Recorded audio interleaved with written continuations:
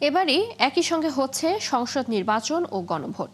প্রায় ১৩ কোটি ভোটার ব্যবস্থাপনা ও গণনা নিয়ে নানা প্রশ্ন জনমনে। ফল আসতে লাগতে পারে কত সময়? বিশ্লেষকরা বলছেন কেন্দ্রে সময় লাগতে পারে ৪ থেকে ৬ ঘন্টার মতো। শাহানাত শারমিনের রিপোর্ট।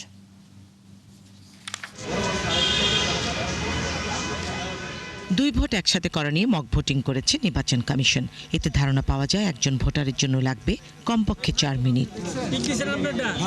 এবারে নির্বাচনে ১৩ কোটি ভোটারের মধ্যে যদি ৫৫ ভাগ ভোট কাস্টিং হয় তাহলে ৭ কোটি ১৫ লাখ ভোটারের উপস্থিতি ঘটবে।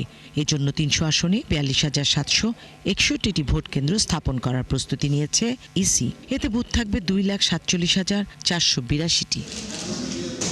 বিশ্লেষকরা ধারণা দিলেন ভোট নেয়া এবং ভোট শেষে কেন্দ্রে গণনায় কত সময় লাগতে পারে। কালার এক্সপার্ট এবং ডার্ক স্যাপ সমৃদ্ধ অরিক্স অ্যাডভান্স ডিটারজেন্ট পাউডার আপনার লন্ড্রি এক্সপার্ট।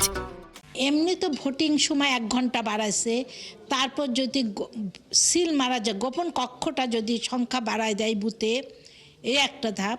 দ্বিতীয় হলো কাউন্টিংয়ের টিম বাড়ায় দেয়, যে একটা গ্রুপ করবে গণভোট আর একটা গ্রুপ করবে হলো জাতীয় সংসদ, তাহলে টাইম অ্যাডজাস্ট হয়ে যাওয়ার কথা। একটা কক্ষে, ভোট কক্ষে ৩ জন কর্মকর্তা থাকে, একজন সহকারী প্রিসাইডিং অফিসার, 2 জন পোলিং অফিসার। এই ধরুন যদি 5টা বুথ থাকে তাহলে 3 × 5 = 15 জন, প্লাস একজন হচ্ছে প্রিসাইডিং অফিসার, 16 জন। এদের প্রত্যেকে রাখা। কেন রাখতে হবে? আপনি ব্যালট পেপারগুলো প্রথমে 2 ভাগে ভাগ করে ফেলতে হবে, একটা সংসদ নির্বাচনের ব্যালট আর একটা গণভোটের ব্যালট। ওই 2 দল লোককে দিয়ে একই সঙ্গে গোনাতে হবে। এটা যদি করা হয় তখন কিন্তু আবার সময়টা খুব বেশি লাগবে না। একই বাক্সে জাতীয় নির্বাচন আর গণভোটের ব্যালট জমা দিবেন ভোটাররা। এতে গণনায় কিছুটা সময় বেশি লাগতে পারে বলে মনে করেন আরেক বিশ্লেষক। একটা প্রস্তাব ছিল এটা 2 দিন করার, তো এখন এই সিদ্ধান্ত হয়ে গিয়েছে, এটা এখন আর তামাদি হয়ে গিয়েছে।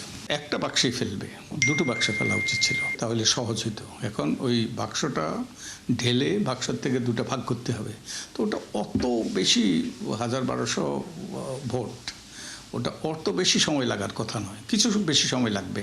15 লাখের বেশি পোস্টাল ব্যালটের ফল গণনার জন্য নির্বাচনী কর্মকর্তাদের বাড়তি সময় লাগতে পারে। সেখানেও রয়েছে জাতীয় নির্বাচন ও গণভোটের জন্য আলাদা ব্যালট পেপার।